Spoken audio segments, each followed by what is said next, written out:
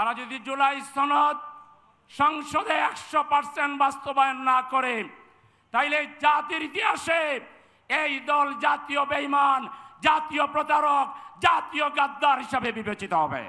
আসসালামু আলাইকুম রহমতুল্লাহ বারাকাতুহু। আমাদের জাতীয় জীবনের জন্য গত 12ই ফেব্রুয়ারির নির্বাচন এক ঐতিহাসিক মুহূর্ত ছিল। এই নির্বাচনের মধ্য দিয়ে জাতির ভাগ্য পরিবর্তনের জন্য দেশকে মুক্তিযুদ্ধ এবং জুলাই যুদ্ধের চেতনায় গড়ে তোলার জন্য এক ঐতিহাসিক জাতীয় ঐক্য রচনা হয়েছিল। কিন্তু দুর্ভাগ্যবশত একটি দল যারা বেশ কয়েকবার এই দেশ শাসন করেছে, তারা স্বাধীন বিচার বিভাগের কথা বলেছিল। তাদের 31 দফায়ও প্রথম দফা হলো তারা সংবিধান সংশোধনের সংস্কারের জন্য পরিষদ গঠন করবে। তাদের 31 দফা, তাদের ইশতেহার এবং জুলাই সনদের সাথে তারা ঐক্যমত পোষণ করেছিল। সব কিছুর সাথে তারা প্রতারণা করে এখন তারা জাতির সামনে জাতীয় গাদ্দার হিসাবে বিবেচিত হতে চলেছে।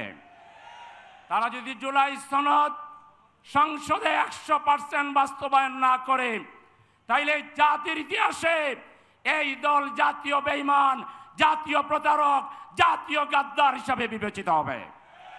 এবং আমরা পরিষ্কার বলতে চাই, জুলাই যোদ্ধারা যে রক্ত দিয়েছে, শহীদ পরিবার আমাদের সাথে আছে। শুরু থেকে এই জুলাই সংগ্রামের সাথে জামাতে ইসলামী ওতপ্রোতভাবে জড়িত ছিল।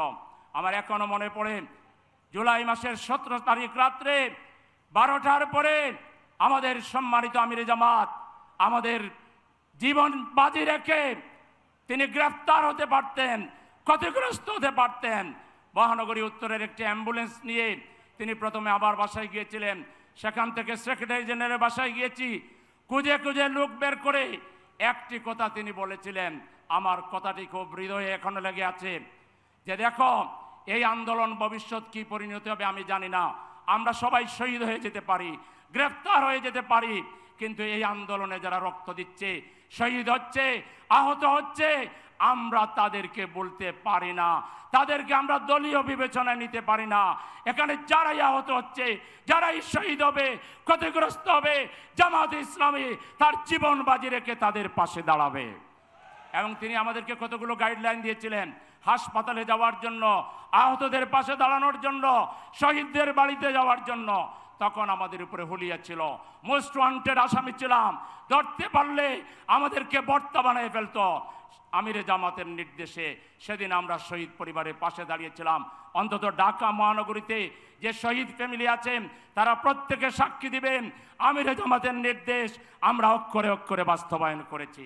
সুতরাং শহীদ পরিবার, জুলাই যুদ্ধ এটি কোনো সাধারণ ঘটনা নয়, এটি সাধারণ কোনো দাবি আদায়ের আন্দোলন নয়।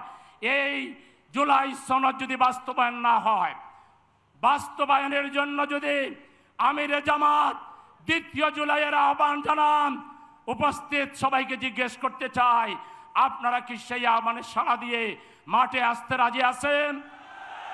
সবাইকে প্রস্তুত থাকার আহ্বান জানিয়ে শহীদ পরিবারের প্রতি শ্রদ্ধা নিবেদন করে, শহীদদের উত্তম যাজা কামনা করে, আহত পরিবারের পাশে আমরা ছিলাম, আছি এবং আমরা আমাদের জীবনের শেষ রক্তবিন্দু দিয়ে আপনাদের পাশে থাকব, সেই আহ্বান জানিয়ে সবাইকে ধন্যবাদ জানিয়ে আমার কথা শেষ করছি।